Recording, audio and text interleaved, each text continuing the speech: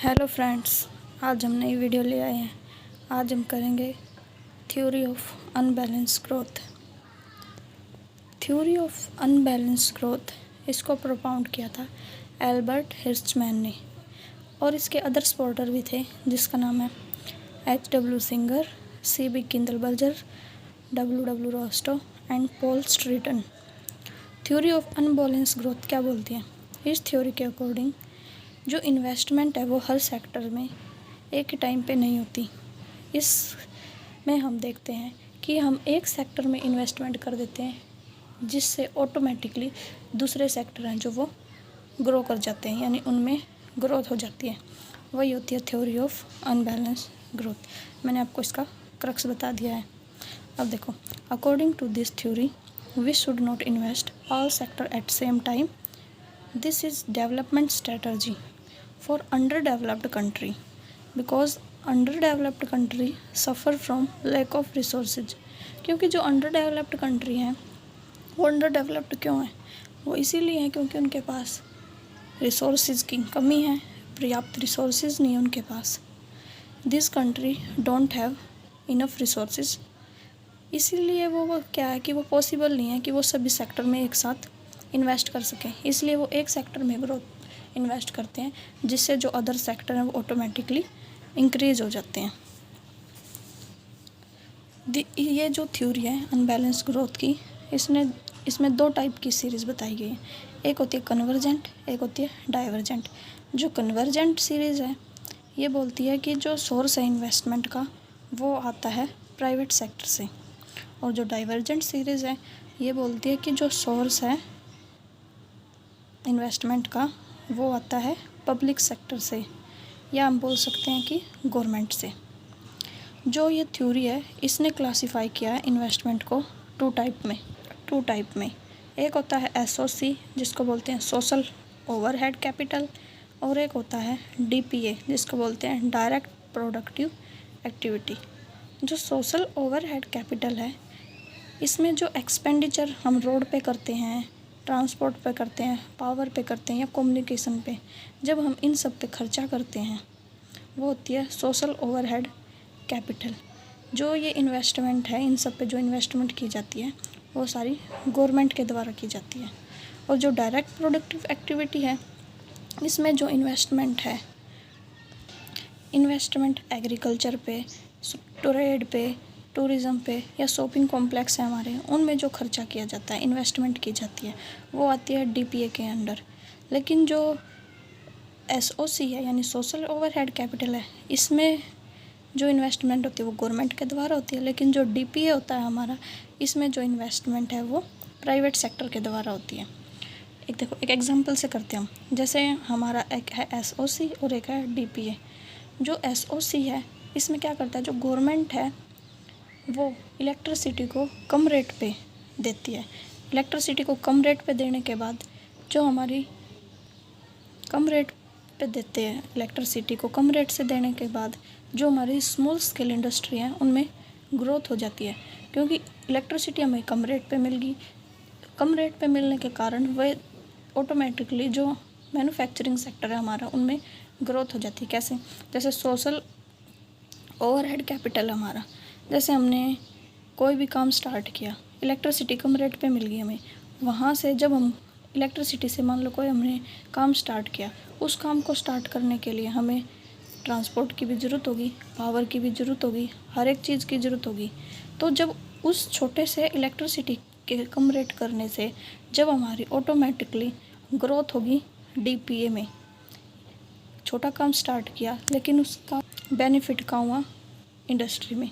Industry क्या होगी? Manufacturing में आ गई, यानी कि कम रेट करने से जो फ़ायदा हमें मिला उसी को बोलते हैं SOC और DPA। इन दोनों में कॉम्बिनेशन होता है। ग्राफ के साथ समझते हैं, एक मिनट को देखो।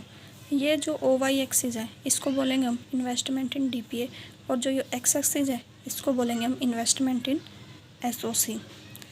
जो ये हमारी OR लाइन जा रही है ये है बैलेंसिंग लाइन, जिसके ऊपर जितने भी पॉइंट हैं, इस लाइन के ऊपर जितने भी पॉइंट हैं वहाँ पे SOC is equal to DPA represent हो रहा है।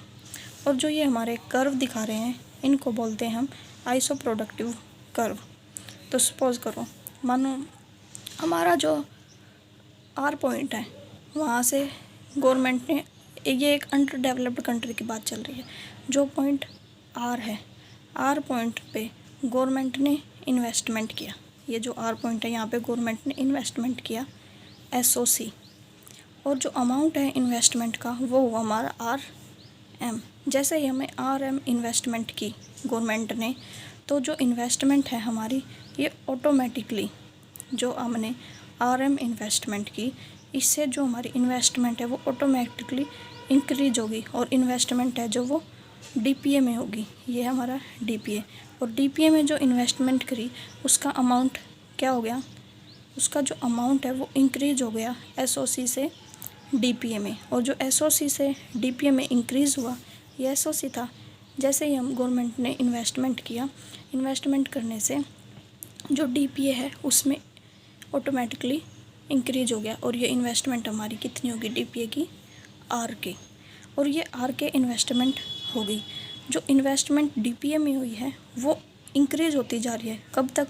जब तक जो बैलेंस है वो रिस्टोर नहीं हो जाता S पॉइंट पर, जब तक बैलेंस रिस्टोर नहीं हो जाता S पॉइंट पे। फिर उसके बाद जब हम S पॉइंट पे पहुंच गए, S पॉइंट पर SOC is equal to DPA है। सपोज गवर्नमेंट ने इंक्रीज़ कर दिया दोबारा से इन्वेस्टमेंट को SOC पे। जब गवर्नमेंट ने दोबारा से SOC पे इंक्रीज़ कर दिया, तो हमारा SOC इन्वेस्टमेंट हो गया SP, यहाँ से लेके यहाँ तक SP हो गया। जब गवर्नमेंट ने दोबारा से इन्वेस्टमेंट किया SP, तो इस इन्वेस्टमेंट से ऑटोमेटिकली इंक्रीज हो गया DPA में, और ये इन्वेस्टमेंट कितना हो गया SH।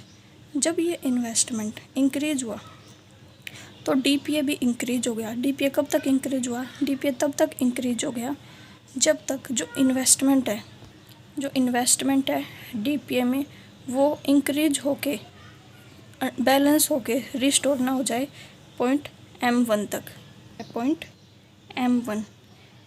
इसमें जैसे हमने पहले SOC से इन्वेस्टमेंट किया, DPA बढ़ रहा था, सेम एज इट इज़ जब हम DPA में इन्वेस्टमेंट करेंगे लाइक जैसे हमने इन्वेस्टमेंट किया DPA में RK पे, यानी गवर्नमेंट ने, तो जो हमारा इन्वेस्टमेंट है वो इंक्रीज हो जाएगा SOC में। ये प्रोसेस ऐसा ही चलती रहती है।